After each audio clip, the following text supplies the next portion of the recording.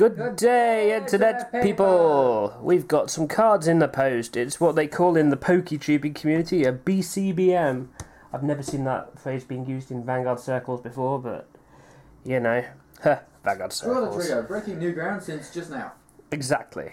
We're so futuristic, we don't even know it. Right. Okay, so without further ado, let's show you what we've got in the mail. First of all, we'll start with me, because I've ordered some Dual Knights.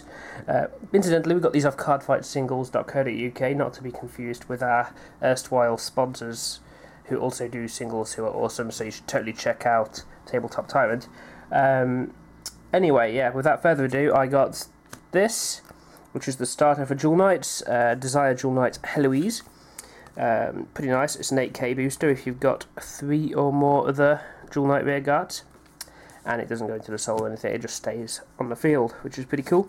Some of these cards I did actually manage to snag after the sneak peek, but I ordered them just in case a few weeks ago.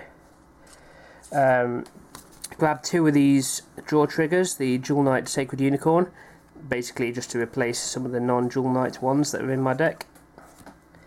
Likewise, I had some Epona in my deck, so I decided I'd replace them with this Dual Knight Noble Stinger. So I've got 4 nice new shiny crits in the deck. Let's see here, we've got Security Dual Knight Alwain. This is pretty useful. It's a lot like the Ordain Owl card for Genesis. Basically, on the rearguard circle, it's an activated ability to choose a grade 3 card with Ashley in its card name from the drop zone and put it onto the bottom of the deck. If you have a Royal Paladin Vanguard, choose one of your grade 3 units with Ashley in its card name, and that unit gets plus 5,000 until the end of turn. Great for a last turn push, or if you just want to cycle Ashleys in and out of the deck, superior calling them, getting them into the drop zone and making sure an Ashley is always a kind of 16k hitter. That's a pretty nice little card. And it's a grade 1, 6k even, so, you know, not the best booster, but it'll do. Onto single R's, I've got 3 Linking Dual Knight Tilda. She's pretty nice, works well in an Ashley deck where you're going to probably be cross-riding Ashley a couple of times with the break ride and then the kind of reverse.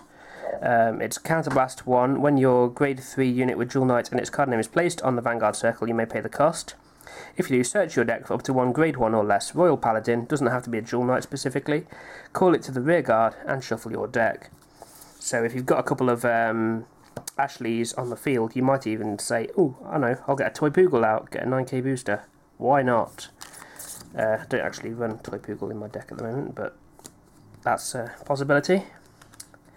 I've picked up 2 Quintet Walls, the Summoning Dual Knight Gloria.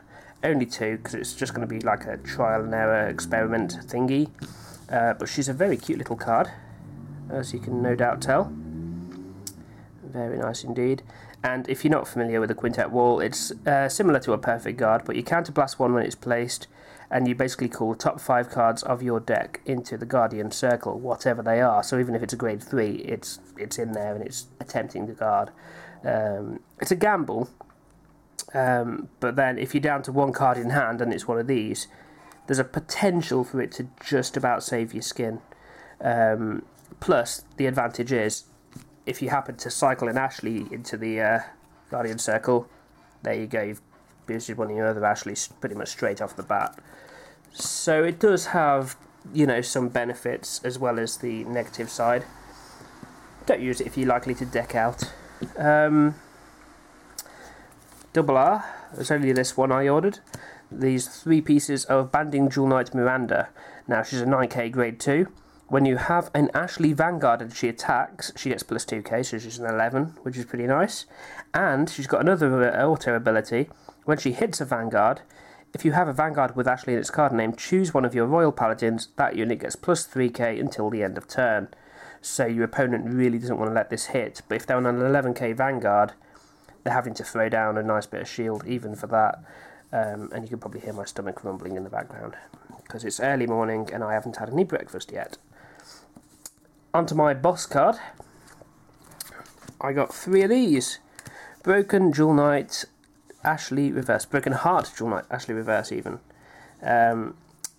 pretty nice. Obviously, she'll be a cross-ride for the regular Ashley to make her into a 13k base. And then she's got this activated limit break where you counterblast one and lock one of your Jewel Knight rear guards. You choose up to one of your opponent's rear guards in the front row and retire it. And then you search your deck for a card with Jewel Knight in its card name, any grade, whatever, call it to rear guard and shuffle your deck. And you can only use that once per turn. But it's great because you get one, your opponent goes down one, you go up one, even though you've locked one, so you're not really probably much better off specifically for that turn, depending on what you call. And there you go, yeah, so, you know, pretty nice, got a lot of potential. I don't think it's quite as broken as a lot of the other big cards in these sets, the recent sets. Some of them are pretty hard hitting. She's more of a subtle advantage card, I think. She's not going to restand and give your opponent any real kind of headaches for guarding with. Speaking of which, my good lady Garth has got herself 1, 2, 3 Omniscience. That's the one. Regalia Minerva. Yeah, I don't like this. She's very pretty though. I like it. Right, if you have an Angelica, the break ride in your soul, she gets plus 2k. And her limit break, counterblast 1, soul blast 3, and discard 3 Genesis from your hand. At the end of the battle this unit attacked, you may pay the cost. If you do stand this unit gets plus 5,000 until the end of turn. This ability cannot be used for the rest of that turn. There you go, so you've got this other restanding Vanguard for Genesis that also gains power and Soul Blast, so you're probably going to use that to call out some units from the Soul to do nasty things, and yeah. It's basically, the potential is that you'll have a Genesis version of Nova Grappler's Infinite Hell to an extent with this, which is just gross. And there you go, that's what we got in our BCBM, as it were. Bit more interesting than a box opening, I think, because this is a lot more triple R's. Yeah, have you guys got your pulls for the set? Are you really on your way to building your decks? Post below. In the comments, the doobly do, and yeah, tell us what you're doing with this set 14. And the next set is obviously the Divas Duet set. Fill by all the boxes. Where we have a draft coming up very soon, I believe. Very, very soon indeed. So look forward to the set report for that. Look forward to our deck profiles for these new Genesis and Royal Paladin decks. And generally have an awesome time of it. Goodbye, Internet people.